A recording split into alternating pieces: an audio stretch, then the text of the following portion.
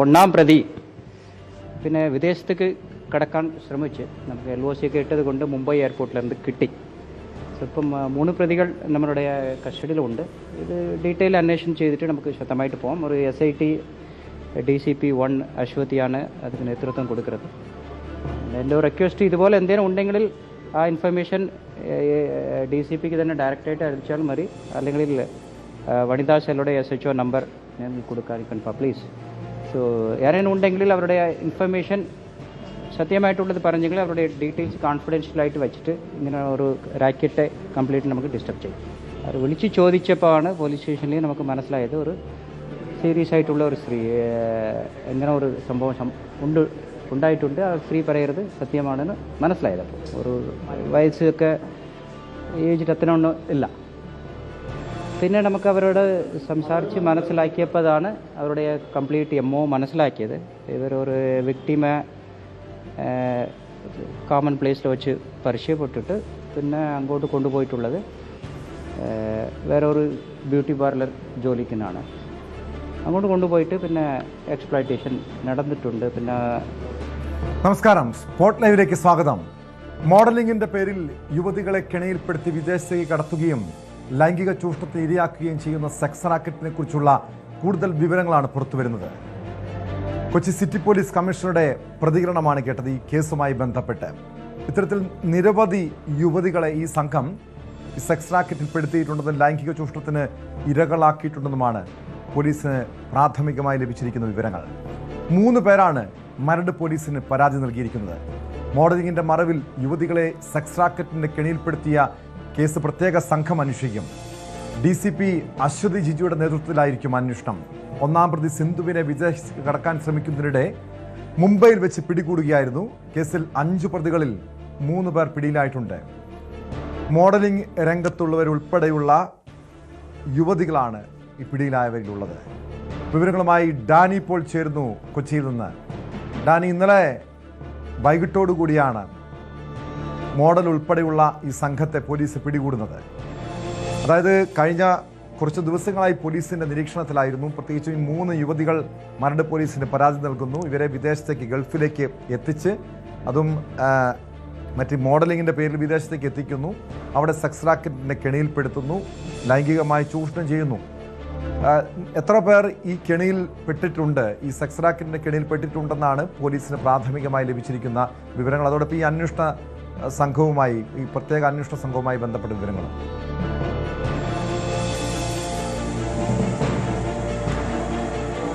Tom, ഇതിൽ എത്ര പേർ പെട്ടിട്ടുണ്ടെന്നുള്ളതിൻ്റെ ഒരു പൂർണ്ണമായ കണക്കെടുപ്പൊന്നും പോലീസിലേക്ക് നടത്തിയിട്ടില്ല. കാരണം അത് ഒരു പരാതി ലഭിച്ചു, അതിൻ്റെ പേരിലുള്ളൊരു അന്വേഷണവും കാര്യങ്ങളും എല്ലാം തന്നെ നടന്നു വരുന്നതേ ഉള്ളൂ. 3 പേരുടെ അറസ്റ്റ് ഇതുമായി ബന്ധപ്പെട്ടുകൊണ്ട് രേഖപ്പെടുത്തിയിട്ടുണ്ട്. ഇതിൽ ഏറ്റവും പ്രധാനപ്പെട്ട 3 പേർ തന്നെയാണ് എന്നതാണ് പോലീസ് പറയുന്നത്. പോലീസ് പറയുന്നതിൽ പ്രധാനപ്പെട്ടൊരു കാര്യം, ഇതിൽ ഇനിയും പരാതികൾ വരാനുണ്ട്. അത് ആ രീതിയിൽ തന്നെയാണ് പ്രതീക്ഷിക്കുന്നത്. വരുന്ന ദിവസങ്ങളിൽ അല്ലെങ്കിൽ വരും മണിക്കൂറുകളിൽ കൂടുതൽ പരാതികൾ ഉണ്ടായേക്കും എന്ന പ്രതീക്ഷ തന്നെയാണ് പോലീസ് പറയുന്നത്. പരാതിപ്പെടുവാനുള്ളവർക്ക് പൂർണ്ണമായും പോലീസിന് മുന്നിലേക്ക് കടന്നു വരാം. അവരുടെ ഒരു ഐഡൻറ്റിറ്റി രഹസ്യമായി സൂക്ഷിക്കും. അതുകൊണ്ട് ആർക്കും ഇതിൽ പരാതിപ്പെടാം. ഇതിൽ ഇരയായവർക്ക് ആർക്കും തന്നെയും മുന്നോട്ട് കടന്നു വരാമെന്ന് തന്നെയാണ് പോലീസ് പറയുന്നത്. ഇതിൽ ഇരയാക്കപ്പെട്ടവരുണ്ട് എന്നത് ഇപ്പോൾ പരാതി നൽകിയിരിക്കുന്നവരുടെ മൊഴിയിൽ നിന്നാണ് പോലീസിന് വ്യക്തമാകുന്നത്. കാരണം അവരുടെ മൊഴി പ്രകാരം അവിടെ അകപ്പെടുമ്പോൾ, ദുബായിൽ ചെല്ലുമ്പോൾ തന്നെയും ഇവരുമായിട്ട് ബന്ധമുള്ള അല്ലെങ്കിൽ ഇവരുടെ കെണിയിൽപ്പെട്ട വേറെയും ആളുകൾ ഉള്ളതായിട്ട് ഇവർക്ക് വിവരം ലഭിച്ചിട്ടുണ്ട്. അപ്പോൾ അതുകൊണ്ടാണ് പറയുന്നത് ഇതിനൊരു കുറച്ചുകൂടി വിസ്തൃതമായ രീതിയിലേക്ക് അന്വേഷണം പോകേണ്ടി വരും. കൂടുതൽ പേർ ഇരകളായിട്ടുണ്ട്, ആരെങ്കിലും രക്ഷപ്പെട്ട നാട്ടിലെത്തിയിട്ടുണ്ടോ എന്നതടക്കമുള്ള കാര്യങ്ങളിൽ ഇനിയും അന്വേഷണം നടക്കേണ്ടതുണ്ട്. എന്തായാലും ഈ യുവതിയുടെ പരാതി പ്രകാരം വലിയ ആസൂത്രണത്തോടുകൂടി തന്നെയാണ് ഈ പ്രതികളായ ഇപ്പോൾ സിന്ധു എന്ന് വിളിക്കപ്പെടുന്ന ഒന്നാം പ്രതി അവർ മുംബൈയിൽ നിന്നാണ് അറസ്റ്റിലാകുന്നത്. അവരെ സിന്ധു എന്നതൊരു വിളിപ്പേരാണ്. അവരുടെ മറ്റൊരു പേരാണ് അവരുടെ എമിറേറ്റ്സ് ഐഡിയിലെ അടക്കം സ്റ്റോയിസ് എന്ന് പറയുന്ന ആ പേരാണ് അവർ രേഖപ്പെടുത്തിയിരിക്കുന്നത്. സിന്ധു ഒന്നാം പ്രതിയാണ്. അതോടൊപ്പം തന്നെയാണ് അലീനയും ഒപ്പം തന്നെയും മഞ്ജുമയും ഈ കേസിൽ പ്രതികളാണ്. ഈ 3 പേരുടെയും അറസ്റ്റ് രേഖപ്പെടുത്തിയിട്ടുള്ളത്. ഇതിൽ ഞെട്ടിപ്പിക്കുന്നൊരു വസ്തുത, ഈ സ്ത്രീകൾ തന്നെയാണ് അവർ മറ്റു സ്ത്രീകളെയും ഇരയാക്കുന്ന, ഇവരെ ലൈംഗികമായി ചൂഷണം ചെയ്യപ്പെടുന്ന ഒരു സംഘത്തിന് മുന്നിലേക്ക് ഈ സ്ത്രീകൾ തന്നെയാണ് ഇവരെ കൊണ്ടു ചെല്ലുന്നത് എന്നതാണ് ഇവരുടെ ഒരു പശ്ചാത്തലം, പ്രത്യേകിച്ച് ഈ അലീനയുടെ ഒരു പശ്ചാത്തലം, ഗുണ്ടാ ബന്ധങ്ങളടക്കമുള്ള ഒരാളാണ് അലീന എന്ന് പറയുന്നത്. അലീനയുടെ പേരിലും നേരത്തെയും കേസുകൾ നിലവിലുള്ളതാണ്, ക്രിമിനൽ കേസുകൾ അടക്കം നിലവിലുള്ളതാണ്. അപ്പോൾ ഇവർ പറയുന്നത്, ഈ പെൺകുട്ടി പറയുന്നത്, പരാതി നൽകിയ പെൺകുട്ടി പറയുന്നത്, അവർ പരാതിയുമായി മുന്നോട്ട് വരും. നമുക്കറിയാം ഈ അലീന, അതായത് കൊച്ചി വൈറ്റിലയില് ഒരു ബാറിൽ ഭീകരാന്തരീക്ഷം സൃഷ്ടിച്ച ഒരു തോക്ക് ചൂണ്ടിയ കേസുമായി ബന്ധപ്പെട്ട അലീനയെ നേരത്തെ പോലീസ് അറസ്റ്റ് ചെയ്തതാണ്. ആ കേസുമായി ബന്ധപ്പെട്ട് അന്ന് ന്യൂസ് 18നോട് അലീന അന്ന് പ്രതികരണം നടത്തിയിരുന്നു. തനിക്ക് ഗുണ്ടാ ബന്ധമൊന്നുമില്ല എന്ന രീതിയിലാണ് വിശദീകരണം നടത്തിയത്. പക്ഷേ നമുക്ക് മനസ്സിലാക്കാൻ കഴിഞ്ഞത് ഗുണ്ടാ നേതാവ് ഔറംഗസേബിൻ്റെ കാമുകിയാണ് ഈ അലീന എന്നാണ്. അലീനയുടെ ഈ സമൂഹ മാധ്യമങ്ങൾ വഴിയാണ് ഈ രീതിയിൽ, അതായത് ഈ മോഡലിങ്ങിൻ്റെ മറവിൽ ഈ രീതിയിൽ ഒരു സെക്സ് റാക്കറ്റിന് ആസൂത്രണം നടത്തിയതെന്നാണ് പോലീസ് നൽകുന്ന വിവരം. ദുബായിൽ വെച്ച് നടക്കുന്ന ഫാഷൻ ഷോയിലേക്ക് മോഡലുകളെ തിരഞ്ഞെടുക്കുന്നുവെന്ന് കാട്ടി കഴിഞ്ഞ ജനുവരിയിൽ അലീന സമൂഹ മാധ്യമങ്ങളിൽ പരസ്യം നൽകിയിരുന്നു. ഈ ഫാഷൻ ഷോയുടെ ഭാഗമായി ജനുവരി 25 ദുബായിൽ വെച്ച് ഫാഷൻ വർക്ക്ഷോപ്പ് നടത്തുമെന്നും അതിൽ തിരഞ്ഞെടുക്കപ്പെടുന്നവരെയാണ് ഫെബ്രുവരി 1 നടക്കുന്ന ഷോയിൽ പങ്കെടുപ്പിക്കുക എന്നുമായിരുന്നു അന്നത്തെ പരസ്യം. ഈ സെലിബ്രിറ്റികളെ ഉപയോഗിച്ച് അലീന പരസ്യം നൽകിയിരുന്നുവെന്ന വിവരം ഉൾപ്പെടെ പോലീസ് പങ്കുവയ്ക്കുന്നുണ്ട്. അതായത് ഈ റാക്കറ്റിൻ്റെ പ്രധാനി ആരാണ്? അലീനയാണോ അതോ സിന്ധുവാണോ? മാത്രമല്ല ഇനി 2 പേർ പിടിയിലാകാനുണ്ട്. അവർ ദുബായിലാണ്. അവരെ തിരികെ നാട്ടിലെത്തിക്കാനുള്ള നീക്കങ്ങൾ പോലീസ് ആരംഭിച്ചിട്ടുണ്ടോ?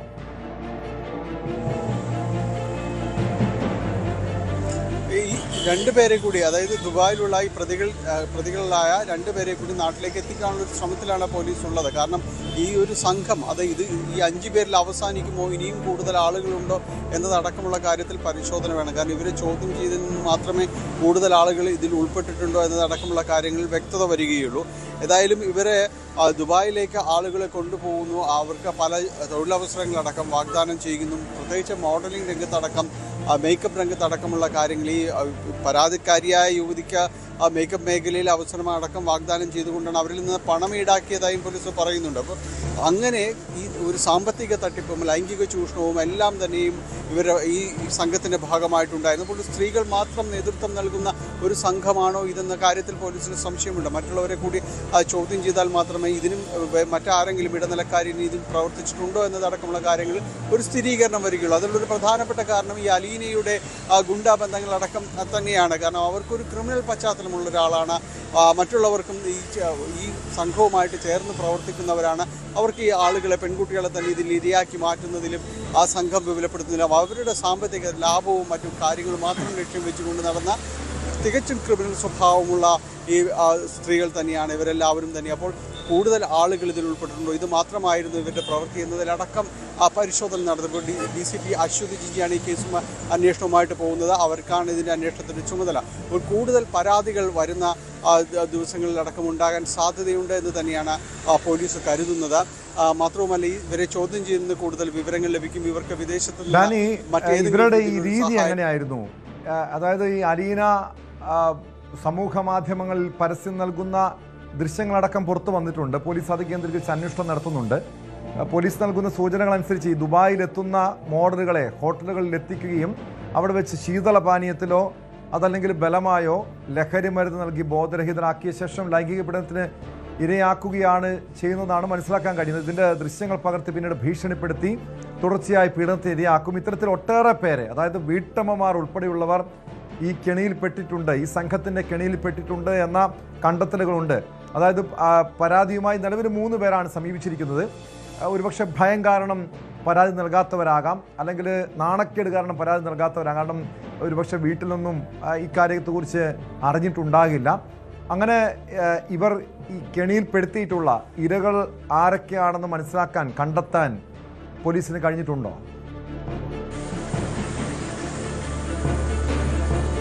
പോലീസ് ഇരകൾ ആരൊക്കെയാണ് എന്ന കാര്യത്തിലേക്ക് പോലീസിന് കുറെ കൂടി അന്വേഷണവുമായിട്ട് മുന്നോട്ട് പോകേണ്ടതുണ്ട് കേട്ടോ. കാരണം ഇവർ ഇപ്പോൾ പ്രാഥമികമായി ലഭിച്ച പരാതിയിൽ നിന്നടക്കം വിശദാംശങ്ങൾ അവർ ചേർത്ത് കൂടുതൽ ആളുകളിലേക്ക് എത്താൻ കഴിയുമോ എന്നതെല്ലാം തന്നെ പരിശോധിച്ചുകൊണ്ടിരിക്കുകയാണ്. ഈ സംഘത്തിൻ്റെ ഒരു പ്രവർത്തന രീതി എന്നെല്ലാം പറയുന്നത് ഇതുപോലെ മോഡലിംഗ് വർക്ക്ഷോപ്പോ മറ്റേതെങ്കിലും കാര്യങ്ങൾക്കോ വേണ്ടി അതിൽ വിദേശത്ത് ഒരു തൊഴിലവസരം ഇത്തരം മോഡലിംഗ് രംഗത്തും അതോടൊപ്പം തന്നെ ആ ഒരു ഇൻഡസ്ട്രിയുമായി ബന്ധപ്പെട്ട തൊഴിൽ എല്ലാം തന്നെ വാഗ്ദാനം ചെയ്തുകൊണ്ടാണ് ഇവർ ഇതുപോലുള്ള ഈ പരസ്യങ്ങൾ സമൂഹ മാധ്യമങ്ങളിലടക്കം നൽകുകയും ചെയ്യുന്നത്. ഇതിൽ ആകൃഷ്ടരായിട്ട് പലരും മുന്നോട്ട് വരുന്നു, ഇവരുമായി ബന്ധപ്പെട്ട് സംസാരിക്കുന്നു. അവരെ കൺവിൻസ് ചെയ്തെടുക്കാൻ, ഈ കാര്യങ്ങളിലെല്ലാം തന്നെ അവരെ വിശ്വസനീയമായ രീതിയിൽ ഈ കാര്യങ്ങൾ അവതരിപ്പിച്ച് ഇവിടെ നിന്ന് കൊണ്ടുപോകാനെല്ലാം തന്നെ അവർക്ക് സാധിക്കുകയും ചെയ്യുന്നുണ്ട്. പക്ഷേ ഈ കെണി മനസ്സിലാവുന്ന അല്ലെങ്കിൽ ചതി എവിടെയാണെന്ന് മനസ്സിലാവുന്നത് അവിടെ എത്തിയതിനു ശേഷം മാത്രമാണ്. പലപ്പോഴും ഈ ഹോട്ടൽ മുറികളിലേക്ക് അടക്കം നയിക്കപ്പെടുമ്പോൾ അവർക്ക് വെൽക്കം ഡ്രിങ്കായും മറ്റും നൽകുന്ന പാനീയങ്ങളിലടക്കം ഈ രീതിയിലുള്ള മയക്കുമരുന്നും ചേർത്തായിരിക്കും അവർക്ക് നൽകുന്നത്. പിന്നീട് മാത്രമാണ് അവർക്ക് ഈ രീതിയിൽ തങ്ങൾ ചൂഷണം ചെയ്യപ്പെട്ടു എന്ന വിവരം പോലും പിന്നീട് മനസ്സിലാവുകയും ചെയ്യുന്നു. അപ്പോഴേക്കും ഈ പൂർണ്ണമായും ഇവരെ കെണിയിൽ അകപ്പെട്ടിരിക്കും, ഇവർ ദൃശ്യങ്ങൾ ചിത്രീകരിച്ചിരിക്കും. അത് ഈ പരാതിക്കാരിയായ യുവതി തന്നെ പറയുന്നുണ്ട്. ഈ ദൃശ്യങ്ങൾ അവരുടെ ബന്ധുക്കൾക്കടക്കം അയച്ചു കൊടുക്കുന്ന രീതിയിലേക്ക് കാര്യങ്ങൾ വന്നു. കാരണം ഇവരവിടെ നിന്ന് നാട്ടിലേക്ക് പോകാതിരിക്കാതെ ചെയ്യുന്ന ഒരു ട്രാപ്പാണത്. കാരണം ഈ ദൃശ്യങ്ങളടക്കം ഇവിടേക്ക് ചെല്ലുമ്പോൾ കുടുംബങ്ങളിൽ തന്നെ വലിയ രീതിയിലുള്ള ഒരു ശിഥിലീകരണം ഉണ്ടാകുന്നു. ഇവർക്ക് നാട്ടിലേക്ക് തിരിച്ചു പോയി അവരെ അഭിമുഖീകരിക്കാനുള്ളൊരു ബുദ്ധിമുട്ടുണ്ടാകുന്നു. അങ്ങനെ കുറേയെങ്കിലും സമയം അവരെ വിശ്വാസത്തിലെടുക്കാനുള്ള ഒരു സമയം അത്രയും ഈ വിദേശത്ത് തങ്ങേണ്ടി വരുന്നു. അപ്പോൾ കൂടുതൽ ചൂഷണം അവിടെ പിന്നീടും നേരിടുകയാണ്. ഇതിൽ നിന്ന് രക്ഷപ്പെട്ട പുറത്തു വരിക എന്നത് വലിയ ബുദ്ധിമുട്ടുള്ള കാര്യം തന്നെ. ചിലർ മാനസികമായി തകർക്കപ്പെടുന്നു. കാരണം തിരിച്ച് നാട്ടിലേക്ക് എത്തുമ്പോൾ ഏത് രീതിയിലാണ് വീട്ടിലുള്ളവർ കാണുന്നത്, ഈ മാനസികാവസ്ഥയെല്ലാം തന്നെ ഇവർ മുതലെടുക്കുന്ന രീതിയിലാണ് ഇവരുടെ പ്രവർത്തനങ്ങൾ മുന്നോട്ട് കൊണ്ടുപോയിരുന്നത്. അതുകൊണ്ട് തന്നെയാണ് ഇതിൽ അകപ്പെട്ടവർ പുറത്ത് പറയാതിരിക്കുന്നവരുണ്ടാകാം, ഇപ്പോഴും അവിടെ തന്നെ തുടരുന്നവരുണ്ടാകാം, രക്ഷപ്പെട്ട നാട്ടിലെത്തിയിട്ട് ഇത് പരാതിപ്പെടാൻ പോലും കഴിയാതെ പോയവരുണ്ടാകാം. അപ്പോൾ ഇവരെല്ലാം കുറിച്ച് വിശദമായ രീതിയിലേക്ക് അന്വേഷണം നടത്തി വരും. ഇതൊരു അറ്റത്ത് നിന്ന് പോലീസ് ഒരു അന്വേഷണം തുടങ്ങുന്നു എന്ന രീതിയിൽ തന്നെയാണ് അന്വേഷണ സംഘം പറയുന്നത്. രണ്ടുപേരെ കൂടി ഈ റാക്കിൻ്റെ ഭാഗമായ രണ്ടുപേരെ കൂടി അറസ്റ്റ് പിടികൂടാനുണ്ട്. അവരെ നാട്ടിലെത്തിക്കാനുള്ള ശ്രമങ്ങൾ തുടരുകയാണ്. ഇവർക്ക് ഈ ഗുണ്ടാ സംഘങ്ങൾ ഏതെങ്കിലും രീതിയിൽ ഒരു ഒത്താശ ചെയ്ത് കൊടുത്തിട്ടുണ്ടോ, ഇതിനു മുൻപ് പരാതിയുമായി മുന്നോട്ട് വരുന്നവർ ഏതെങ്കിലും രീതിയിൽ അവർ കൈകാര്യം ചെയ്തിട്ടുണ്ടോ, അമർച്ച ചെയ്തിട്ടുണ്ടോ എന്നതടക്കമുള്ള കാര്യങ്ങളിലും അന്വേഷണം വേണമെന്ന് തന്നെയാണ് പോലീസ് ഉദ്യോഗസ്ഥർ തന്നെ ചൂണ്ടിക്കാണിക്കുന്നത്. കാരണം വലിയ രീതിയിൽ ഗുണ്ടാ സംഘങ്ങളുമായി ബന്ധമുള്ളവർ, അവരുടെ പേര് ഉപയോഗിച്ച് ഭീഷണിപ്പെടുത്തുന്നവർ സ്വാഭാവികമായും അതെല്ലാം തന്നെ ചെയ്തിട്ടുണ്ടാകാം. അപ്പോൾ അത്തരം കാര്യങ്ങളിൽ കൂടുതൽ അന്വേഷണം വേണമെന്ന് തന്നെയാണ്. എന്തായാലും വലിയ അന്വേഷണത്തിന് തന്നെ പോലീസ് ഇറങ്ങി പുറപ്പെടുന്നു. ഇതിൽ കൂടുതൽ പ്രതികളുണ്ടാകും, കൂടുതൽ ഇരകളും ഉണ്ടാകും.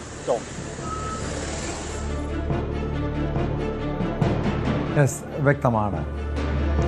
ഡാനി പോളാണ് വിവരങ്ങൾ നൽകിയത് കൊച്ചിയിൽ നിന്നും. എന്തായാലും മോഡലിംഗിൻ്റെ മറവിൽ ദുബായിലെത്തിച്ച് ലഹരിമരുന്ന് നൽകി ലൈംഗിക ചൂഷണത്തിന് ഇരയാക്കിയ കേസിൽ സെക്സ് റാക്കറ്റിലെ പ്രധാനികളായിട്ടുള്ള മോഡൽ ഉൾപ്പെടെ 3 പേരെയാണ് പോലീസ് അറസ്റ്റ് ചെയ്തിരിക്കുന്നത്. ഇനി 2 പേരെ കേന്ദ്രീകരിച്ചുള്ള അന്വേഷണം നടക്കുന്നുണ്ട്. കൂടുതൽ പേർ ഇരകളായിട്ടുണ്ടെന്ന സൂചനയാണ് പോലീസ് നൽകുന്നത്. പ്രസവം കഴിഞ്ഞ് 10ാം മാസം യുവതിയെ വീടിനുള്ളിൽ മരിച്ച നിലയിൽ കണ്ടെത്തി. കാട്ടാക്കട പൂവച്ചൽ സ്വദേശിനി റോഷ ആൽബിയാണ് തൂങ്ങി മരിച്ച നിലയിൽ വീടിനുള്ളിൽ കണ്ടെത്തിയത്. പൂവച്ചൽ സ്വദേശികളായ ആൽബി ഉഷാകുമാരി ദമ്പതികളുടെ മകളാണ്. പത്തനംതിട്ട റാന്നി സ്വദേശി ജോമോനാണ് ഭർത്താവ്. വിവരങ്ങളുമായി അരുൺ മോഹൻ ചേരുന്നുണ്ട്. അരുൺ, ഈ പ്രസവിച്ച് 10ാം മാസം അതിനുശേഷമാണ് ഈ വീട്ടിൽ ചില പ്രശ്നങ്ങൾ ഉണ്ടാകുന്നു. യുവതി അതിൻ്റെ ഈ കുടുംബ പ്രശ്നങ്ങളെ തുടർന്ന് ആത്മഹത്യ ചെയ്തു എന്നാണ് കണ്ടെത്തൽ. എന്താണ് യഥാർത്ഥ കാരണമായി പറയുന്നത്? ഈ സ്ത്രീധന പീഡനമോ അല്ലെങ്കിൽ ഗാർഹിക പീഡനമോ ഉണ്ടായിട്ടുണ്ടോ? ഈ ആത്മഹത്യക്കുറിപ്പ് മറ്റോ കണ്ടെത്താൻ കഴിഞ്ഞിട്ടുണ്ടോ? ഈ കാര്യത്തിൽ കാട്ടാക്കട പോലീസ് ഗൗരവമായ ഒരു അന്വേഷണം നടത്തുന്നുവെന്ന് മാത്രമേ ഇപ്പോൾ പങ്കുവയ്ക്കാൻ കഴിയൂ. ഇന്നലെയായിരുന്നു ഈ പ്രശ്നങ്ങൾക്കൊക്കെ തുടക്കം എന്നുള്ളതാണ് നമുക്ക് മനസ്സിലാക്കാൻ കഴിയുന്നത്. കാട്ടാക്കട പൂവച്ചൽ സ്വദേശിയായ റോഷ ആൽബി എന്ന 37-കാരിയാണ് തന്റെ വീട്ടിനുള്ളിൽ തൂങ്ങിയ നിലയിൽ കണ്ടെത്തുന്നത്. ഇന്നലെ ഈ പറയുന്ന പത്തനംതിട്ട സ്വദേശിയാണ് ഈ റോഷയുടെ ഭർത്താവ് പത്തനംതിട്ട സ്വദേശിയാണ്, റാന്നി സ്വദേശിയായ ജോമോനാണ്. രണ്ടാമത്തെ കുഞ്ഞിന്റെ പ്രസവവുമായി ബന്ധപ്പെട്ടായിരുന്നു റോഷ ഇവിടെ എത്തുന്നത്, സ്വന്തം വീട്ടിലേക്ക് എത്തുന്നത്. 10 മാസമായി കുട്ടിക്ക് ഉണ്ടാവുന്നു. ഇന്നലെ വീട്ടിൽ നിൽക്കുന്ന സമയത്ത് ജോമോൻ ഈ പറയുന്ന ജോമോന്റെ ഫോൺ വരുന്നു. ഫോൺ വന്നതിനെ തുടർന്ന് ഈ പെൺകുട്ടി വീട്ടിനുള്ളിൽ കതവടച്ചിരിക്കുകയായിരുന്നു എന്നുള്ളതാണ് ബന്ധുക്കൾ പറയുന്നത്. കൂടുതൽ പരിശോധിച്ചപ്പോൾ മൊബൈലിൽ നോക്കിയിരിക്കുന്നതാണ് കാണുന്നത്. എന്നാൽ രാത്രി വൈകിയും ഇത് തുടർന്നു. പുലർച്ചെ പതിവിലും ഇവര് പുറത്തിറങ്ങാത്തതുകൊണ്ട് നടത്തിയ പരിശോധനയിലാണ് വീട്ടിലെ ഈ മുറിയിൽ ഈ തൊട്ടിലിന് വേണ്ടി കെട്ടിയ തൂക്കിൽ ഷാൾ ഉപയോഗിച്ച് തൂങ്ങിയ നിലയിൽ ഇവരുടെ മൃതദേഹം കണ്ടെത്തുന്നത്. ഈ പറയുന്ന ബന്ധുക്കൾ ഉൾപ്പെടെയുള്ളവർ വാതിൽ പൊളിച്ചകത്ത് കിടന്നെങ്കിലും ജീവൻ രക്ഷിക്കാൻ കഴിഞ്ഞില്ല എന്നുള്ളതാണ് അവർ പോലീസിന് നൽകിയ മൊഴി. എന്താണ് ഇതിന് പിന്നിൽ കാരണമെന്നുള്ളത് അറിയില്ല. കുടുംബ പ്രശ്നം തന്നെയായിരിക്കാം ഇതിന് കാരണമെന്നുള്ളതാണ് നമുക്ക് മനസ്സിലാക്കാൻ കഴിയുന്നത്. ഈ 10 മാസമുള്ള കുഞ്ഞിന് പുറമെ ഒരു കുട്ടിയുടെ, ഇത് ആൺകുട്ടിയാണ്, ഒപ്പം ഒരു പെൺകുട്ടിയുടെ ഈ ദമ്പതികൾക്കുണ്ട്. എന്തായാലും പോലീസ് അന്വേഷണം ആരംഭിച്ചിട്ടുണ്ട്. ആർഡിയുടെ ഉൾപ്പെടെ ഒരു പരിശോധനയ്ക്ക് ഉണ്ടാവും എന്നുള്ളതാണ് നമുക്ക് മനസ്സിലാക്കാൻ കഴിയുന്നത്.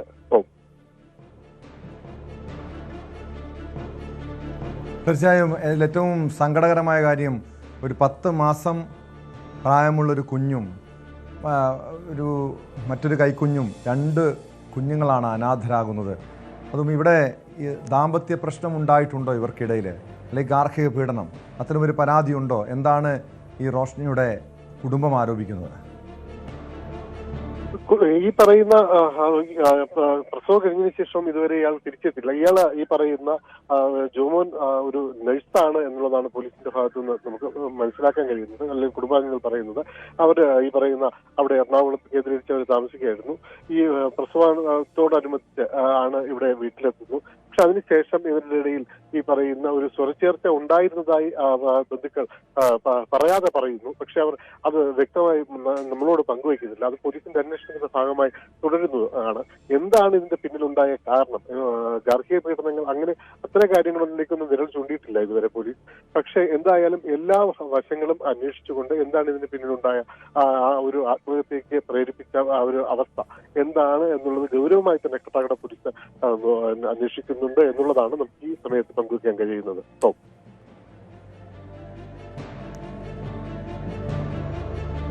യെസ്, വ്യക്തമാണ്.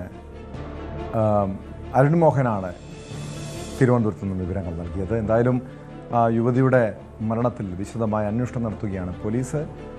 മറ്റേതെങ്കിലും രീതിയിലുള്ള ഗാർഹിക പീഡനം നടന്നിട്ടുണ്ടോ എന്നതാണ് പ്രധാനമായും പരിശോധിക്കുന്നത്. കോഴിക്കോട് പേരാമ്പ്രയിലെ കാർ കത്തി ഗർഭിണി മരിച്ച സംഭവം ആസൂത്രിതമെന്ന് പോലീസ്. അപകടത്തിന്റെ നിർണായക CCTV ദൃശ്യം പുറത്തുവന്നു. പമ്പിൽ നിന്ന് യുവതി കന്നാസിൽ ഇന്ധനം വാങ്ങുന്നതാണ് ദൃശ്യം. ഈ ദൃശ്യങ്ങളിലുള്ളത് സോനാണെന്നാണ് സംശയം. വാഹനത്തിന്റെ തകരാറല്ല തീപിടുത്തത്തിന് കാരണമെന്ന് പരിശോധനയിൽ വ്യക്തമായിരുന്നു. തീ പടർന്നത് എഞ്ചിൻ നല്ലെന്നും മോട്ടോർ വാഹന വകുപ്പിന്റെ പരിശോധനയിൽ ബോധ്യമായി. കാറിൽ പെട്രോളുമായി പോകവെയായിരുന്നു തീപിടുത്തമെന്നാണ് സൂചന. വിവരങ്ങളുമായി MS അനീഷ് കുമാർ ചേരുന്നുണ്ട്. അനീഷ്, ഈ സോനയുടെ കുടുംബം കഴിഞ്ഞ ദിവസം ദുരൂഹത ആരോപിച്ചിരുന്നു. ഇത് ആസൂത്രിതമായിട്ടുള്ളൊരു കൊലപാതകമാണെന്ന് സംശയമായിരുന്നു. പക്ഷേ ഈ CCTV ദൃശ്യങ്ങളിൽ ഒരു യുവതി, അതായത് സോന തന്നെയാണ് ആ പമ്പിൽ നിന്നും ഇന്ധനം വാങ്ങിയതെന്ന് കണ്ടെത്തിയിട്ടുണ്ടോ?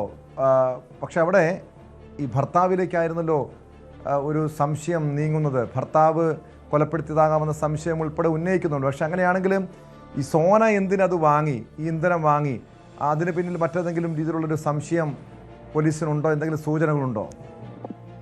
ടോം, ഈ തീപിടുത്തം നടന്ന് ഗർഭിണി മരിച്ച അന്ന് തന്നെ നമ്മൾ ആ സംഭവ സ്ഥലത്ത് എത്തിയപ്പോൾ, അല്ലെങ്കിൽ വാഹനത്തിന്റെ പരിശോധനകൾ ഫോറൻസിക് വിഭാഗവും പോലീസൊക്കെ നടത്തുന്ന സമയത്ത് നമ്മൾ ആ സ്ഥലത്തുണ്ടായിരുന്നു. അന്ന് തന്നെ ചില സംശയങ്ങളുണ്ട്, അല്ലെങ്കിൽ ദുരൂഹതകളുണ്ട് എന്ന് നമ്മൾ റിപ്പോർട്ട് ചെയ്തതുമാണ്. പ്രത്യേകിച്ചും ഈ വാഹനത്തിന്റെ ഈ പെട്രോൾ ടാങ്കിൽ പ്രത്യേകിച്ച് ലീക്കോ അല്ലെങ്കിൽ മറ്റ് അത് പൊട്ടിത്തെറിച്ച ഒരു സാഹചര്യം ഉണ്ടായിട്ടില്ല. പിന്നെ ഈ എഞ്ചിൻ ഭാഗം, അതായത് റേഡിയേറ്ററും മറ്റുമൊക്കെ ചൂടാകുമ്പോൾ എഞ്ചിൻ ഭാഗം പൊട്ടിത്തെറിക്കുന്ന ഒരു സാഹചര്യം. പക്ഷേ എഞ്ചിൻ ഭാഗത്ത് യാതൊരു തരത്തിലുമുള്ള തീപിടുത്തം ഉണ്ടായിട്ടില്ല. ഒപ്പം ഈ പോലുള്ള ചോർച്ചയും അതും പലപ്പോഴും പൊട്ടിത്തെറിയിലേക്ക് മറ്റും നയിക്കാറുണ്ട്. പക്ഷെ അതും കുഴപ്പമില്ല. ഒപ്പം ഈ ഇലക്ട്രിക്കൽ സംവിധാനങ്ങൾ ഷോർട്ട് സർക്യൂട്ട്, ആ സാധ്യതയും പൂർണ്ണമായും തള്ളിക്കളഞ്ഞിരുന്നു. അതുകൊണ്ട് തന്നെ മറ്റെന്ത് തരത്തിലുള്ള ഇടപെടലാണ് ഈ തീപിടുത്തത്തിൽ ഉണ്ടായതെന്നൊരു സംശയം പോലീസിന് അന്ന് തന്നെ ഉണ്ടായിരുന്നു. പിന്നീടാണ് ഈ കുടുംബത്തിന്റെ പരാതിയൊക്കെ അടക്കം വന്നിരുന്നത്. ഈ റിജിൻലാലും ഈ സോനയും തമ്മിൽ അത്ര സ്വരച്ചേർച്ചയിലല്ല ജീവിതം നയിച്ചിരുന്നത്. റിജിൻലാൽ വലിയ തോതിലുള്ള പീഡനങ്ങൾക്ക് ഈ യുവതിയെ വിധേയമാക്കിയെന്നും മറ്റു ഒരു സ്ത്രീയുമായി അയാൾക്ക് ബന്ധമുണ്ടായിരുന്നെന്നും അടക്കം സോനയ്ക്ക് സംശയമുണ്ടായിരുന്നു. ഇതേ ചൊല്ലി അവരുടെ ദാമ്പത്യത്തിൽ അസ്വാരസ്യങ്ങൾ ഉണ്ടായിരുന്നെന്നും മനസ്സിലാക്കാൻ കഴിഞ്ഞു.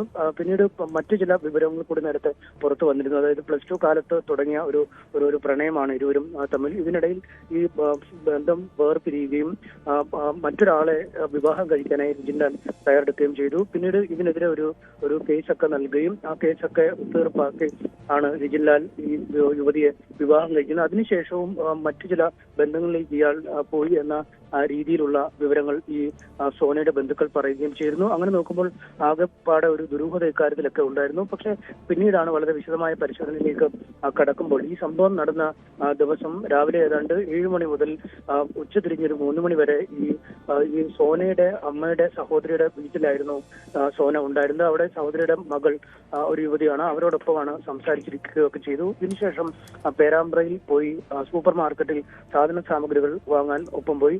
ഇതിനുശേഷമാണ് ഈ വീട്ടിലേക്ക് ഇവർ പോയത്, നടുവണ്ണൂരിലെ വീട്ടിലേക്ക് പോയത്. പക്ഷെ ആ സമയത്ത് കുറച്ച് സമയം കഴിഞ്ഞാണ്, അല്ലെങ്കിൽ അതിനിടയിൽ ഒരു ഗ്യാപ്പ് ഉണ്ട് ഈ സമയത്തിനിടയിൽ. ആ സമയത്താവും ഒരുപക്ഷെ ഈ പെട്രോൾ പമ്പിൽ പോയി സോന കന്നാസിൽ പെട്രോൾ വാങ്ങിയതെന്ന ഒരു നിഗമനത്തിലേക്കാണ് പോലീസ് എത്തിയിരിക്കുന്നത്. അതിനുശേഷം കാറിനുള്ളിൽ ഈ പെട്രോൾ കരുതുകയും അവിടെ വെച്ച് ഒരു തീ കൊളുത്തി ഒരുപക്ഷെ ആത്മഹത്യക്ക് ശ്രമിക്കുകയും ഭർത്താവിനെ വധിക്കാൻ ഉള്ള ശ്രമവും നടത്തി കാണാം എന്നൊരു രീതിയിലേക്കാണ് ഇപ്പോൾ കാര്യങ്ങൾ നീങ്ങുന്നത്. കാരണം പെട്രോൾ വാങ്ങിയത് ഈ സോനയാണ്. അതുകൊണ്ട് ഭർത്താവ് എങ്ങനെ മുന്നിൽ നിന്നും പിന്നിലേക്കൊരു ആക്രമണം നടത്തും എന്നൊരു സംശയമുണ്ട്. എന്തായാലും അത്തരം ഒരു നിഗമനത്തിലേക്കാണ്. പക്ഷേ പൂർണ്ണമായും പോലീസ് ഇക്കാര്യത്തിൽ ഒരു ഔദ്യോഗികമായ സ്ഥിരീകരണം ഈ രീതിയിലാണ് നടന്നതെന്ന് എന്നത് സംബന്ധിച്ച് തരുന്നില്ല. പക്ഷേ കണക്ക് കൂട്ടുമ്പോൾ ഈ കാര്യങ്ങളൊക്കെ വരുമ്പോൾ ആ രീതിയിലേക്ക് തന്നെ നീങ്ങുന്നു.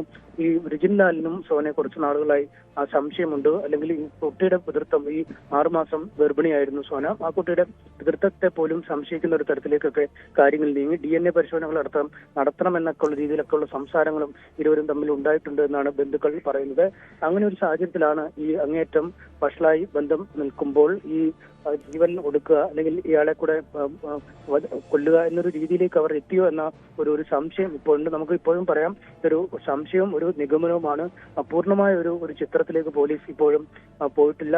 കാര്യങ്ങളുടെ ഒരു ആകത്തുക പരിശോധിക്കുമ്പോൾ, അതായത് അന്ന് രാവിലെ മുതൽ ഉള്ള സോനയുടെ പ്രവർത്തനം മാറി അവരുടെ വീട്ടിൽ നിൽക്കുക, ഈ അമ്മയുടെ അനുജത്തിയുടെ വീട്ടിൽ നിൽക്കുക, ഒപ്പം പെട്രോൾ പമ്പിൽ പോയി ഈ പെട്രോൾ വാങ്ങുക, പിന്നീട് ഈ കാറിലെ യാത്ര, ഇതെല്ലാം കൂടി ചേർത്ത് വായിക്കുമ്പോൾ ചില കാര്യങ്ങൾ പൂരിപ്പിക്കേണ്ടതുണ്ട്. എന്തായാലും അത്തരം ഒരു അന്വേഷണം ഇപ്പോൾ പോലീസ് സമഗ്രമായി നടത്തുന്നുണ്ട്. അധികം വൈകാതെ ഇക്കാര്യത്തിൽ ഒരു വ്യക്തത. അതായത് ഈ സോന തന്നെ ഒരു കൂട്ടാത്മഹത്യക്ക് പദ്ധതി ഇട്ടതാണെന്ന് തന്നെയാണോ പോലീസിന്റെ ഒരു സംശയം അല്ലെ അനുമാനം? നമുക്കിവിടെ അനീഷ് നേരത്തെ സൂചിപ്പിച്ചതുപോലെ ഇരുവരും തമ്മിൽ ദാമ്പത്യ ബന്ധത്തിൽ പല പ്രശ്നങ്ങളും ഉണ്ടായിരുന്നു. കുഞ്ഞിന്റെ പിതൃത്വവുമായി ബന്ധപ്പെട്ട് പോലും തർക്കമുണ്ടായിരുന്നു. പക്ഷേ ഇതിനു മുൻപ്, ഈ വിവാഹം കഴിക്കുന്നതിന് മുൻപ് പല നാടകീയമായ സംഭവവികാസങ്ങളും ഉണ്ടായിട്ടുള്ളതല്ലേ? അതായത് അനീഷ് നേരത്തെ സൂചിപ്പിച്ചതുപോലെ +2 മുതലുള്ള പ്രണയം, അതിനിടെ ഈ രജിൻലാലിന് മറ്റൊരു ബന്ധമുണ്ടാകുന്നു. ഇതേ തുടർന്ന് ആത്മഹത്യാ ശ്രമം വരെ നടത്തിയിട്ടുള്ളതാണ് സോന. പിന്നീട്, അതായത് ഈ വിവാഹത്തിന് ശേഷം എന്തായിരിക്കും ഇവരുടെ ജീവിതത്തിൽ സംഭവിച്ചത്?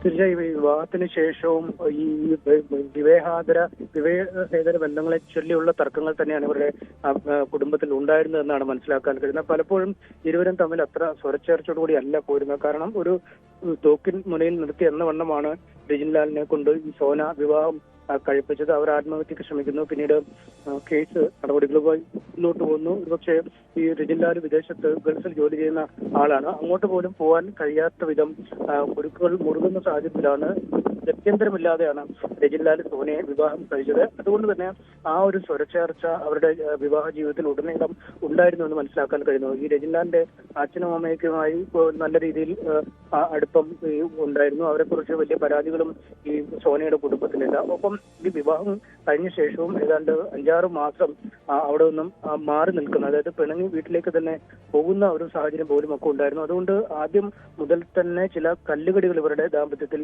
ഉണ്ടായിരുന്നു എന്ന് ഉറപ്പാണ്. പക്ഷെ പരസ്പരം ഒരു സംശയ മുന്നിലേക്ക് വന്നപ്പോൾ കാര്യങ്ങൾ കൂടുതൽ വഷളായി. ഒരുപക്ഷെ ഈ കുഞ്ഞിന്റെ പിതൃത്വമൊക്കെ ചോദ്യം ചെയ്യുന്ന ഒരു ഘട്ടത്തിലാവാം ഈ സോനയ്ക്ക് ഒരു കടുത്ത തീരുമാനത്തിലേക്ക് പോകേണ്ടി വന്നത് എന്ന് നമുക്ക് കരുതേണ്ടി വരും. എന്തായാലും കൃത്യമാണ്, ആ വാഹനം പരിശോധിക്കുമ്പോൾ പ്രകടമാണ്, മറ്റ് തകരാറുകളൊന്നുമില്ല. ആ വാഹനത്തിന് ഉൾഭാഗം, പ്രത്യേകിച്ചും ഈ സീറ്റ്, മറ്റ് ബീഡിങ്ങുകൾ, അങ്ങനെയുള്ള ഭാഗങ്ങളാണ് പൂർണ്ണമായും കത്തി അമർന്ന് പോയിരിക്കുന്നത്. എഞ്ചിൻ ഭാഗത്തേക്കൊന്നും പോയിട്ടേ ഇല്ല, അല്ലെങ്കിൽ അങ്ങനെ ഒരു പൊട്ടിത്തെറി വാഹനത്തിൽ ഉണ്ടായിട്ടില്ല എന്നും നമുക്ക് പറയേണ്ടി വരും. കന്നാസിനകത്ത് പെട്രോൾ വാങ്ങി ഒഴിച്ചാൽ അത് ആ ഒരു പരക്കുന്ന ഭാഗത്താണ് പരന്നിരിക്കുന്നത്. അപ്പം കൃത്യമായും ഒരു ലക്ഷ്യം ഒരു പക്ഷേ ഭർത്താവിനെ വകവരുത്തി സ്വയം ജീവൻ ഒടുക്കുക എന്നത് തന്നെ ആയിരിക്കണം എന്നൊരു നിഗമനത്തിലേക്കാണ് ആ കാര്യങ്ങൾ നീങ്ങുന്നത്. എന്തായാലും കുറച്ചുകൂടി വ്യക്തത ഈ കാര്യങ്ങൾക്കൊക്കെ കൈവരേണ്ടതുണ്ട്. പക്ഷേ ഇത്തരം ഒരു നിഗമനത്തിലേക്കാണ് കാര്യങ്ങൾ എത്തുന്നത്. എന്തായാലും വാഹനത്തിനുള്ളിൽ നിന്നും പെട്രോളിന്റെ അംശങ്ങൾ കണ്ടെടുക്കാൻ കഴിഞ്ഞിട്ടുണ്ട്. ഒപ്പം ഈ പോസ്റ്റ്മോർട്ടം നടത്തിയപ്പോൾ ശരീരഭാഗത്തിലും ഈ പെട്രോളിന്റെ ഒരു സാന്നിധ്യം പ്രകടമാണ്. അതുകൊണ്ട് പെട്രോൾ ഒഴിച്ചു തന്നെയാണ് ഈ തീ കത്തിച്ചത്, അല്ലെങ്കിൽ കാറിനുള്ളിൽ ഒരു കത്തിക്കൽ നടന്നു എന്നതിനെ കുറിച്ച് പോലീസിന് ഇപ്പോഴും സംശയമില്ല. ഒപ്പം നേരത്തെ തന്നെ നമ്മൾ റിപ്പോർട്ട് ചെയ്തൊരു അടപ്പ് ഈ കാറിനുള്ളിൽ നിന്നും കിട്ടിയിരുന്നു. ആ അടപ്പ് ഒരു പക്ഷേ ഇതിന്റെയാണ് എന്ന് കരുതാം. അതൊക്കെ അടക്കമുള്ള കാര്യങ്ങളെ കുറിച്ചുള്ള വളരെ വിശദമായ പരിശോധനകൾ ഇനിയും നടത്തേണ്ടിയിരിക്കുന്നു. അതായത് അനീഷ്, ഈ രജിൻലാലിന് ഈ സംഭവത്തിൽ പങ്കില്ല. അതായത് രജിൻലാൽ ആസൂത്രിതമായി നടത്തിയൊരു കൊലപാതകം എന്ന രീതിയിലായിരുന്നു കഴിഞ്ഞ ദിവസം വരെയും പോലീസിന്റെ നിഗമനമെങ്കിൽ ഇന്ന് CCTV ദൃശ്യം ലഭിച്ചതാണോ ഈ കേസിൽ വഴിത്തിരിവായത്? തീർച്ചയായും എങ്ങനെയാണ് ഈ മരണം നടന്നത് എന്നത് തന്നെയായിരുന്നു പോലീസിന് ആദ്യം കുഴക്കിയ ചോദ്യം. കാരണം കാറിന് സാങ്കേതികമായ തകരാറുകളില്ല, അല്ലെങ്കിൽ കാറിനുള്ളിൽ സാങ്കേതികമായ തകരാറുകൾ കൊണ്ടൊരു പൊട്ടിത്തെറി നടന്നിട്ടില്ല. ഈ മോട്ടോർ വെഹിക്കിൾ വിഭാഗമൊക്കെ നടത്തിയ പരിശോധനയിലും അത് തന്നെ വ്യക്തമായി. ഫോറൻസിക് വിഭാഗം നടത്തിയ പരിശോധനയിൽ കാറിന്റെ സാങ്കേതിക തടസ്സങ്ങളില്ല, അല്ലെങ്കിൽ ഈ ഷോർട്ട് സർക്യൂട്ട് എന്ന രീതിയിലുള്ള കാര്യങ്ങളൊന്നുമില്ല എന്ന് കണ്ടെത്തുകയും ചെയ്തിരുന്നു. പിന്നാലെയാണ് ഈ പോസ്റ്റ്മോർട്ടം റിപ്പോർട്ടിൽ പെട്രോളിന്റെ അംശം ശരീരത്തിൽ നിന്നും കണ്ടെത്തുന്നു, വാഹനത്തിനുള്ളിൽ നിന്നും പെട്രോൾ കണ്ടെത്തുന്നു. അതായത് പെട്രോൾ ഒഴിച്ചാണ് ഈ സ്ഫോടനം അല്ലെങ്കിൽ ഈ തീപിടുത്തം നടന്നതെന്ന് വ്യക്തമാകുന്നു. പിന്നീട് ഈ അന്ന് രാവിലെ മുതൽ എവിടെയായിരുന്നു സോന എന്നത് സംബന്ധിച്ച ഒരു അന്വേഷണത്തിലേക്ക് നീങ്ങി. അങ്ങനെ നടത്തിയ അന്വേഷണത്തിലാണ് പെട്രോൾ പമ്പിൽ നിന്നും ഈ CCTV ദൃശ്യങ്ങൾ ലഭിക്കുകയും അവർ ഒരു കന്നാസിൽ പെട്രോളുമായി പോവുകയും ചെയ്യുന്നത് കാണുന്നത്. അപ്പോൾ തന്നെ ഏതാണ്ട് ഉറപ്പാണ്. കാരണം ഈ രജിൻലാൽ അല്ല പെട്രോൾ വാങ്ങിയിരിക്കുന്നത്, സോനയാണ് വാങ്ങിയിരിക്കുന്നത്. അതുകൊണ്ട് ഒരു തീരുമാനിച്ചുറച്ച രീതിയിൽ തന്നെയായിരിക്കും ആ കാര്യങ്ങൾ നടന്നത് എന്ന ഒരു സംശയത്തിലേക്ക് പോലീസ് എത്തിച്ചേർന്നത്. ഒരുപക്ഷെ ആദ്യ ഘട്ടത്തിൽ ഒരു തരത്തിലും വിശ്വസിക്കാൻ കഴിയാത്ത രീതിയിലാണ് ഈ അപകടം നടന്നിരിക്കുന്നത്. രണ്ടുപേർ ഒരു വാഹനത്തിൽ യാത്ര ചെയ്യുമ്പോൾ പുറകിലെ സീറ്റിൽ ഇരിക്കുന്ന ഒരു ആൾ മാത്രം എങ്ങനെ വാഹനത്തിൽ ഒരു പൊട്ടിത്തെറി ഉണ്ടായാൽ മരിക്കും? അവർക്ക് എന്തുകൊണ്ട് പുറത്തേക്ക് ഇറങ്ങാൻ കഴിഞ്ഞില്ല? രജിൻലാൽ ആദ്യം പുറത്തേക്ക് ഇറങ്ങിയിട്ട് തൊട്ടടുത്തുള്ള ചെറിയ കൈത്തോട്ടിലേക്ക് ഇറങ്ങി അദ്ദേഹം ശരീരത്തിലെ പൊള്ളൽ പാടുകളൊക്കെ മായ്ക്കുന്നു. അതിനുശേഷമാണ് ഈ യുവതി ഈ വാഹനത്തിനുള്ളിലുണ്ട് എന്ന് പോലും തിരിച്ചറിയാൻ കഴിയുന്നത്. അതുകൊണ്ട് തീർച്ചയായും അങ്ങനെ ഒരു സംശയത്തിലേക്ക് തന്നെയാണ് കാര്യങ്ങൾ നീങ്ങിയത്. അതായത് ഭാര്യയെ രക്ഷപ്പെടുത്താൻ പോലും നിൽക്കാതെ വെള്ളത്തിലേക്ക് ചാടി സ്വന്തം ജീവൻ രക്ഷപ്പെടുത്തിയ ആൾ എന്നൊരു പ്രതീതിയാണ് ആദ്യഘട്ടത്തിൽ നിലനിന്നത്. പിന്നാലെയാണ് ഈ കുടുംബത്തിന്റെ ആരോപണമടക്കം വരികയും ചെയ്തത്. അതുകൊണ്ട് ആദ്യഘട്ടത്തിലെ ആ കാര്യങ്ങൾ ഏതാണ്ട് മാറി വരുന്നു എന്ന് നമുക്ക് പറയേണ്ടി വരും. പക്ഷേ ഇപ്പോഴും പോലീസിന്റെ ഒരു അന്വേഷണം പുരോഗമിക്കുകയാണ്. പോലീസ് ഇക്കാര്യത്തിൽ വ്യക്തത നൽകേണ്ടതുണ്ട്. ഇനി മറിച്ചാണോ എന്നതും നമുക്ക് പരിശോധിക്കേണ്ടതുണ്ട്.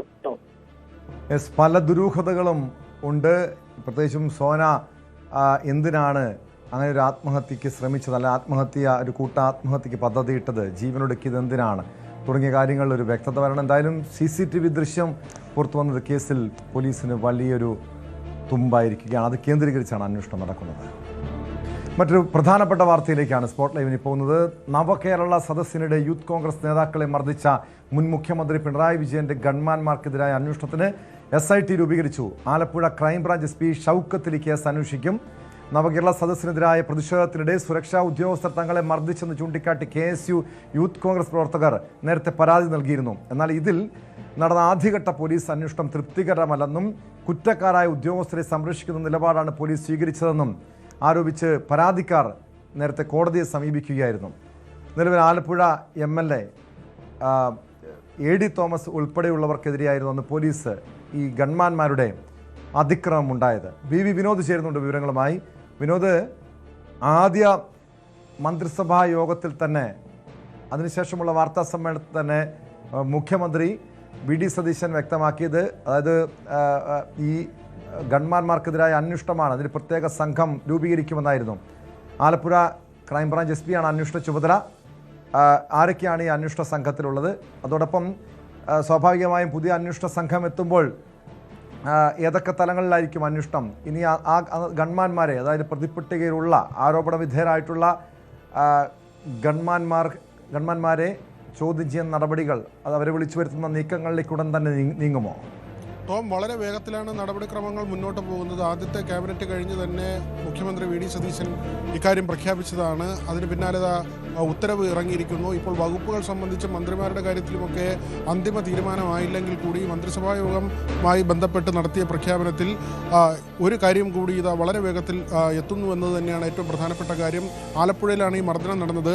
നവകേരള സദസ്സുമായി ബന്ധപ്പെട്ട് മുഖ്യമന്ത്രിയും മന്ത്രിമാരും സഞ്ചരിച്ച ബസ്സിന് നേരെ കരിങ്കൊടി വീശിയതിനാണ് പോലീസുകാർ ഇങ്ങനെ മർദ്ദിച്ചത്. മുഖ്യമന്ത്രിയുടെ ഗൺമാന്മാരാണ്. ഈ സംഭവം നടക്കുമ്പോൾ തന്നെ വിമർശനം ഉയർന്നത് മുഖ്യമന്ത്രിയുടെ വാഹനം കടന്നു പോയ ശേഷം ഇവർ പിന്നാലെ വന്ന വാഹനങ്ങളിൽ നിന്നിറങ്ങി പ്രവർത്തകരെ മർദ്ദിക്കുകയായിരുന്നു. 2 പേർ മാത്രമാണ് അവിടെ ഉണ്ടായിരുന്നത്. സാധാരണ ഇത്തരത്തിൽ കരിങ്കൊടി പ്രതിഷേധമുണ്ടാകുമ്പോൾ അവരെ പോലീസ് ജീപ്പിൽ അവിടെ നിന്ന് മാറ്റുകയാണ് അതിൻ്റെ ഒരു രീതി. മർദ്ദിക്കേണ്ട ആവശ്യം പോലുമില്ല. മാത്രമല്ല ഇവരെ ഈ ഗൺമാന്മാർ മർദ്ദിക്കുന്നതിന് മുൻപ് തന്നെ അവിടെയുള്ള പോലീസുകാർ മാറ്റി നിർത്തുന്നത് ഈ ദൃശ്യങ്ങളിൽ വ്യക്തമാണ്. അതിനു പിന്നാലെയാണ് അപ്രതീക്ഷിതമായി മുഖ്യമന്ത്രിയുടെ ഗൺമാന്മാർ വാഹനത്തിൽ നിന്ന് ചാടിയിറങ്ങുകയും എഡി തോമസിൻ്റെ ഉൾപ്പെടെ തലയിൽ മർദ്ദിക്കുകയും ചെയ്തത്. തോമസ് ഇപ്പോൾ MLA ആയി നിയമസഭയിലേക്ക് എത്തുകയാണ്. അത്തരമൊരു സാഹചര്യം കൂടി നിലനിൽക്കുന്നുണ്ട്. മാത്രമല്ല ഈ അന്വേഷണ ചുമതല നൽകിയിരിക്കുന്നത് SP ഷൗക്കത്ത് അലിക്കാണ്. TP വധക്കേസിൽ കൊടിസുനി ഉൾപ്പെടെയുള്ള പ്രധാനപ്പെട്ട പ്രതികളെ പിടികൂടിയത് ഷൗക്കത്ത് അലിയുടെ നേതൃത്വത്തിലായിരുന്നു. അങ്ങനെ സർക്കാർ ഒരു കൃത്യമായ സന്ദേശം നൽകുന്നുണ്ട്. അത് വളരെ വ്യക്തമാണ്. ആദ്യത്തെ ഒരു നടപടിയാണ് ഈ പോലീസ് അതിക്രമത്തിൽ അല്ലെങ്കിൽ യൂത്ത് കോൺഗ്രസ്സുകാരെ മർദ്ദിച്ചതിൽ കോൺഗ്രസ് അധികാരത്തിൽ വന്ന ശേഷം എടുക്കുന്ന ആദ്യത്തെ ഒരു പോലീസ് നടപടിയാണ്. അത് കൃത്യമായ സന്ദേശമാണ് നൽകുന്നത്. എന്തുകൊണ്ട് ഈ കാര്യം അത് VD സതീശൻ നേരത്തെ തന്നെ പ്രഖ്യാപിച്ചതാണ്. കാരണം നേരത്തെ ആണെങ്കിൽ കോൺഗ്രസ്സുകാരെ മർദ്ദിച്ചാൽ യൂത്ത് കോൺഗ്രസ്സുകാരെ മർദ്ദിച്ചാൽ കോൺഗ്രസിൽ അധികാരത്തിലെത്തുന്നതോടുകൂടി അത്തരം കാര്യങ്ങൾ മറന്നു കളയാറാണ് പതിവ്. പക്ഷേ ഇത്തവണ അങ്ങനെ മറക്കില്ല എന്ന കാര്യം VD സതീശൻ വ്യക്തമാക്കിയിരുന്നു. അങ്ങനെ തന്നെയാണ് ഇപ്പോൾ കാര്യങ്ങൾ മുന്നോട്ട് പോകുന്നത്. ഈ 15 ദിവസം കൊണ്ട് അന്വേഷണം പൂർത്തിയാക്കണമെന്നാണ് ഉത്തരവിൽ പറയുന്നത്. 5 പേരാണ് ഈ അന്വേഷണ സംഘത്തിലുള്ളത്. നേരത്തെ FIR എടുക്കാൻ പോലീസ് തയ്യാറായിരുന്നില്ല. അന്ന് LDF ഭരണകാലമായിരുന്നു.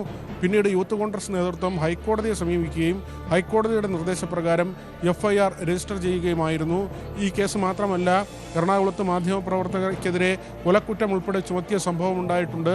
അത് അവിടെ ഒരു യൂത്ത് കോൺഗ്രസ് പ്രവർത്തകൻ ഈ ബസ്സിന് നേരെ ഷൂ എറിഞ്ഞതിൻ്റെ പേരിലാണ്. ആ സംഭവത്തിൽ ഒന്നും ഉൾപ്പെടാതെ ആ ഒരു ക്യാമറയുടെ ഫ്രെയിമിൽ മാത്രം ഉണ്ടായിരുന്ന ആ മാധ്യമപ്രവർത്തകയും ഷൂ എറിഞ്ഞ യൂത്ത് കോൺഗ്രസ് നേതാവും തമ്മിൽ ഗൂഢാലോചന നടത്തിയെന്നും അതിൻ്റെ അടിസ്ഥാനത്തിലാണ് അങ്ങനെ ഒരു നടപടി. ബസ്സിലേക്ക് ഒരു റബ്ബർ ഷൂ എറിഞ്ഞതാണ് സംഭവം. പക്ഷേ അതിനെടുത്ത കേസ് കൊലക്കുറ്റത്തിനുള്ള കേസാണ് എടുത്തത്. അത്തരത്തിലുള്ള നടപടികൾ പലതും ഉണ്ടായി.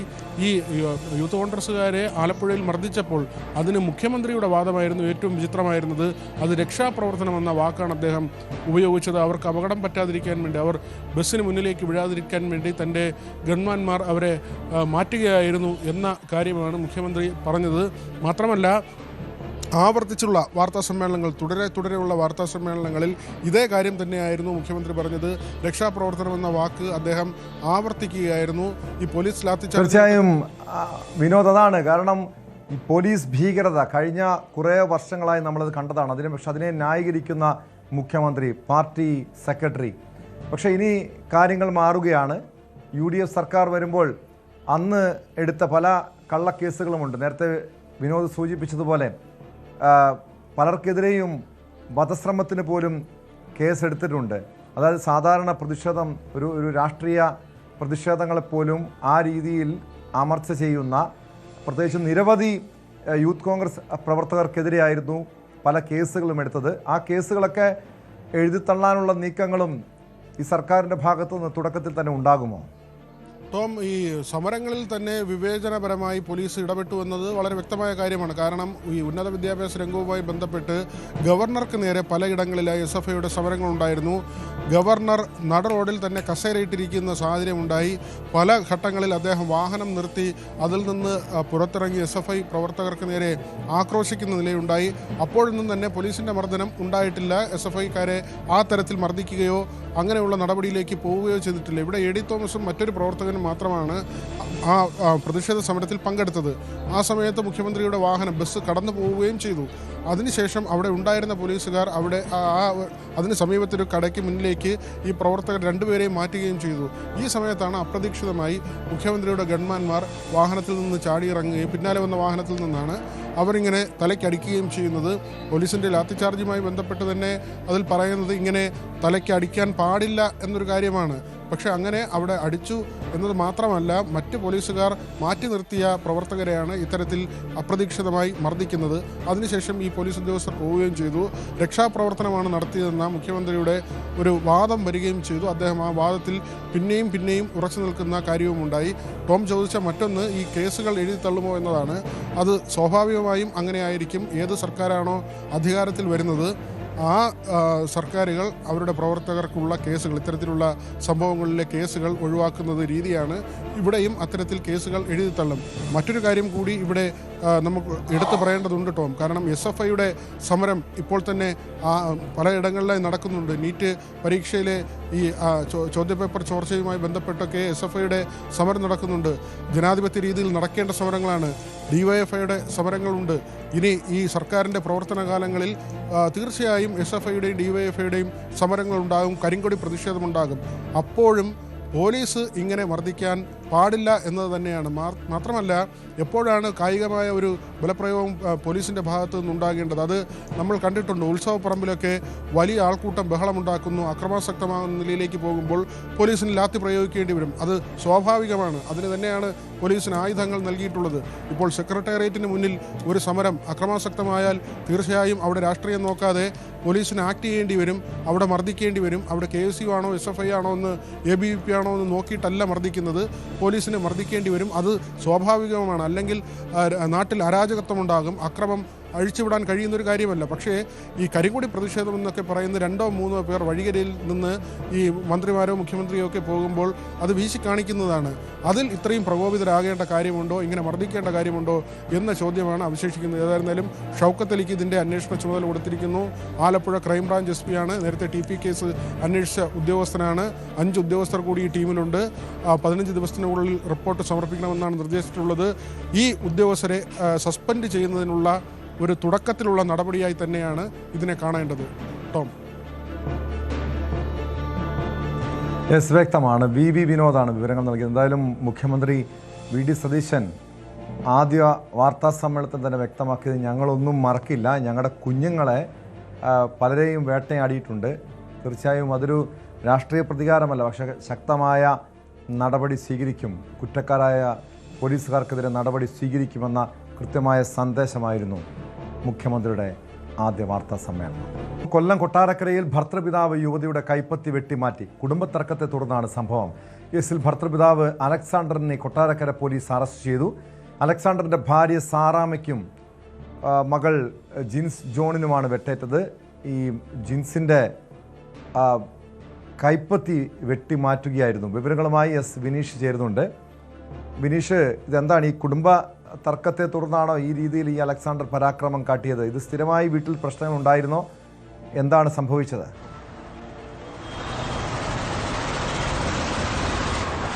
തീർച്ചയായിട്ടും കുടുംബ പ്രശ്നമാണ് ഈ ഒരു അക്രമത്തിലേക്ക് വഴിവെച്ചതെന്നാണ് പോലീസിൽ നിന്ന് നമുക്ക് അറിയാൻ കഴിയുന്ന വിവരം.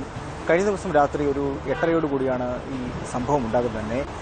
അലക്സാണ്ടറിൻ്റെ വീട്ടിൽ അലക്സാണ്ടറും ഭാര്യയും മരുമകളും ഉൾപ്പെടെ ഇവർ വീട്ടിൽ സംസാരിച്ചുകൊണ്ടിരുന്ന സമയത്താണ് ഇത്തരത്തിലുള്ള ഒരു വഴക്കിലേക്ക് നീങ്ങിയത്. അങ്ങനെ കയ്യിൽ കരുതിയ ഒരു വെട്ടുകത്തി, അതായത് വീട്ടിൽ തന്നെ സൂക്ഷിച്ചിരുന്ന ഒരു വെട്ടുകത്തി എടുത്ത് ആദ്യം ഭാര്യയെ മർദ്ദിക്കുന്നു, തുടർന്ന് വെട്ടാൻ ശ്രമിക്കുന്നു, വെട്ടുന്നു. അതിനുശേഷമാണ് ഈ മരുമകളെ വെട്ടിയത്. വെട്ടിയപ്പോൾ തന്നെ ഇത് തടയാൻ ശ്രമിച്ചപ്പോഴാണ് കൈയിൽ വെട്ടേറ്റത്. അങ്ങനെ കൈപ്പത്തി വിരലുകളടക്കം മുറിഞ്ഞു മാറിയതായിട്ടുള്ളതാണ് കാണാൻ കഴിയുന്നത്. അങ്ങനെ ഉടൻ തന്നെ സ്വകാര്യ ആശുപത്രിയിൽ പ്രവേശിപ്പിക്കുകയായിരുന്നു. കൊട്ടാരക്കരയിലുള്ള സ്വകാര്യ ആശുപത്രിയിലാണ് ആദ്യം കൊണ്ടുപോയത്. അവിടെ നിന്നും ഇത് വിദഗ്ധ ചികിത്സയ്ക്കായിട്ട് കൊല്ലത്തുള്ള മറ്റൊരു ആശുപത്രിയിലേക്ക് ജിൻസിയെ മാറ്റുകയും ചെയ്തു. ജിൻസിയോടൊപ്പം തന്നെ മാതാവിനും വെട്ടേറ്റിരുന്നു, കഴുത്തിൻ്റെ ഭാഗത്തായിട്ട് വെട്ടേറ്റിരുന്നു. അങ്ങനെ രണ്ടുപേരെയും ഒരു ആശുപത്രിയിലേക്കാണ് മാറ്റിയത്. എന്തായാലും ആശ്വാസകരമായിട്ട് മറ്റൊരു കാര്യം കൂടി സൂചിപ്പിക്കാനുള്ളത്, ശസ്ത്രക്രിയ വിജയകരമായി തന്നെ പൂർത്തിയായി. ഇവരുടെ കൈകൾ തുന്നി ചേർക്കപ്പെട്ടു എന്നുള്ളതാണ് എടുത്തു പറയാനുള്ള മറ്റൊരു കാര്യം കൂടി. അപ്പോൾ സംഭവ സ്ഥലത്ത് വെച്ച് തന്നെ ഇവരുടെ ഒരു നിലവിളി കേട്ടാണ് നാട്ടുകാർ അവിടേക്ക് ഓടിയെത്തുന്നത്. ഓടിയെത്തിയപ്പോൾ തന്നെ അലക്സാണ്ടറിനെ നാട്ടുകാർ പിടിച്ചു വെച്ചു, പോലീസിൽ ഏൽപ്പിക്കുകയും ചെയ്തു. പോലീസ് വന്ന് അലക്സാണ്ടറിനെ കൂട്ടിക്കൊണ്ടുപോയി വിശദമായി ചോദ്യം ചെയ്യലിന് ശേഷം ഇന്ന് കോടതിയിൽ ഹാജരാക്കുമെന്നാണ് അറിയുന്നത്. എന്തായാലും ഇതുമായി ബന്ധപ്പെട്ടുള്ള അന്വേഷണം പോലീസ് നടത്തുന്നുണ്ട്. കുടുംബ പ്രശ്നമാണ് ഈ ഒരു അക്രമത്തിലേക്ക് നയിച്ചതെന്നാണ് ഇപ്പോൾ നമുക്കറിയാൻ കഴിയുന്ന ഏറ്റവും പുതിയ വിവരം.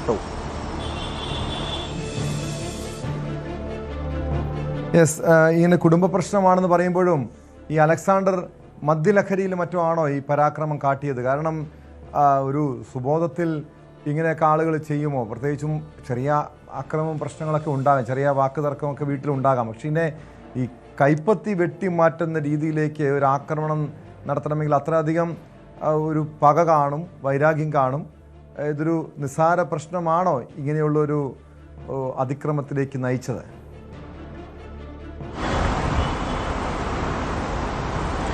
നമുക്ക് പോലീസിൽ നിന്നും അറിയാൻ കഴിയുന്നത് അലക്സാണ്ടറിന്റെ ഒരു പെൺസുഹൃത്തുമായിട്ട് പെൺസുഹൃത്തിനെ ചൊല്ലി ചില തർക്കങ്ങൾ ഇവർ വീട്ടിലുണ്ടായിരുന്നു എന്ന് പറയുന്നുണ്ട്.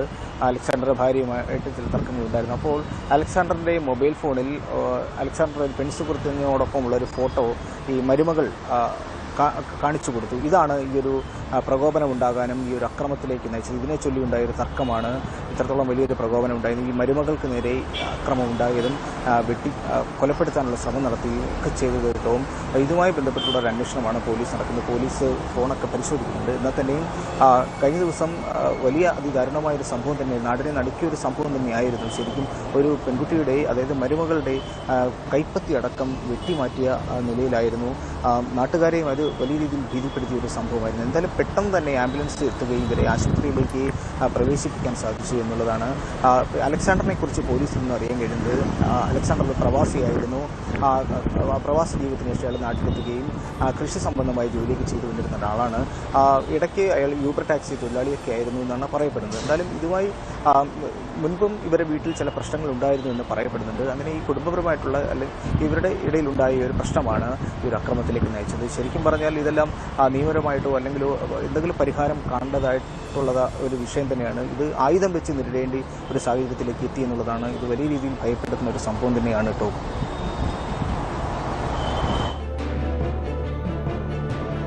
യെസ്, എന്തായാലും സംഭവത്തെക്കുറിച്ച് വിശദമായി അന്വേഷിക്കുന്നുണ്ട്. വിനീഷ്, ഈ സംഭവം നടക്കുന്ന സമയത്ത് ഈ അലക്സാണ്ടറും ഭാര്യയും മരുമകളും മാത്രമായിരുന്നോ വീട്ടിലുണ്ടായിരുന്നത്? ഈ മരുമകളെ ആക്രമിക്കാനുള്ള കാരണം ഈ കുടുംബ പ്രശ്നമാണ്. പക്ഷെ ഭാര്യയെയും ഇയാൾ ഇങ്ങനെ ഈ ആക്രമിക്കാൻ, വെട്ടിപ്പരിക്കേൽപ്പിക്കാനുള്ള കാരണം എന്തായിരിക്കാം? ഈ ദാമ്പത്യ പ്രശ്നം മറ്റോ ആണോ?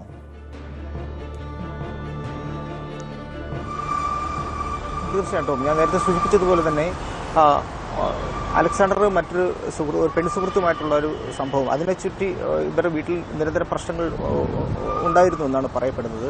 അപ്പോൾ ഞാൻ നേരത്തെ സൂചിപ്പിച്ചു അലക്സാണ്ടറുടെ മൊബൈൽ ഫോണിൽ ചില ഫോട്ടോകളും ഒക്കെ ഉണ്ടായിരുന്നു. അപ്പോൾ അത് മരുമകളാണ് അമ്മയെ ഇത് കാട്ടിക്കൊടുക്കുന്നത്. അത് അലക്സാണ്ടർ തിരിച്ചറിയുകയും ചെയ്തു.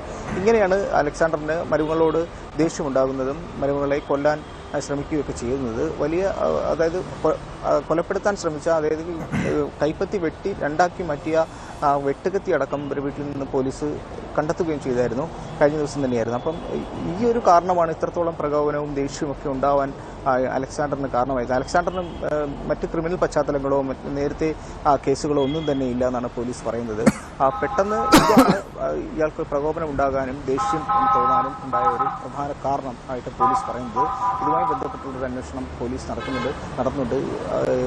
അലക്സാണ്ടർ ഇപ്പോൾ പോലീസ് കസ്റ്റഡി തന്നെയാണ്. ചോദ്യം ചെയ്യലിന് ശേഷം ഇന്ന് കോടതിയിൽ ഹാജരാക്കി അയാളെ റിമാൻഡ് ചെയ്യുമെന്നാണ് നമുക്ക് അറിയാൻ കഴിയുന്നത്.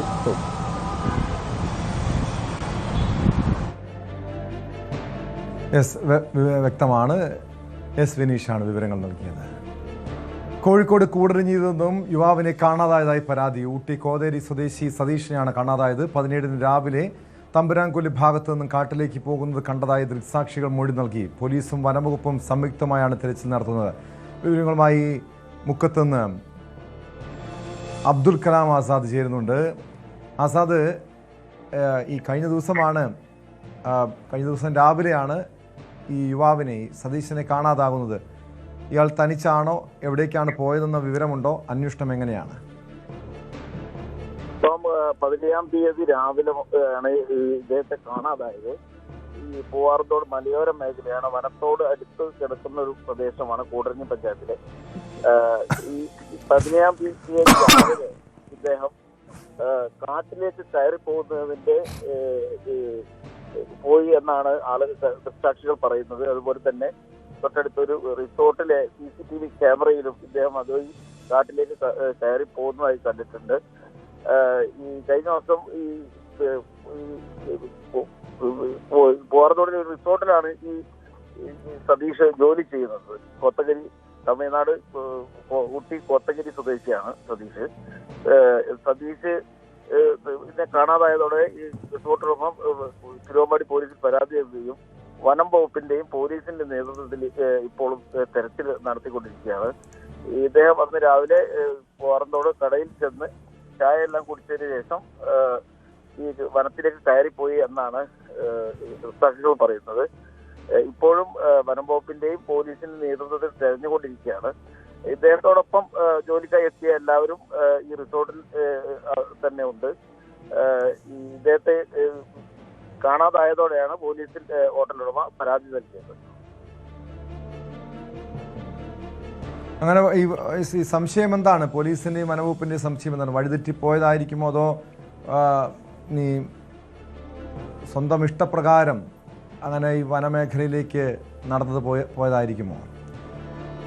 നമ്മളിപ്പോ അവിടെ പഞ്ചായത്ത് മെമ്പർ ഉൾപ്പെടെയുള്ള ആളുകളുമായി ബന്ധപ്പെട്ടിരുന്നു. അവർ പറയുന്നത് ഇദ്ദേഹം തനിച്ച് സ്വന്തം ഇഷ്ടപ്രകാരം കയറിപ്പോയതാണ്. അതുപോലെ തന്നെ ഇദ്ദേഹത്തിന് മാനസികമായ ചെറിയ തോതിലുള്ള പ്രശ്നങ്ങൾ ഉള്ളതായും അവർ പറയുന്നുണ്ട്.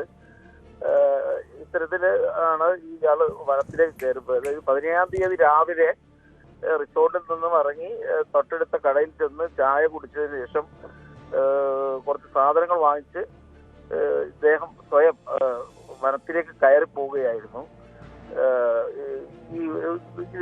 ഇതുപോലുള്ള വസ്തുക്കളുമൊക്കെ ഉപയോഗിക്കുമ്പോൾ ശ്രദ്ധിക്കണമെന്ന് അവരെ ഉപദേശിക്കാൻ രക്ഷിതാക്കൾ മറക്കരുത്.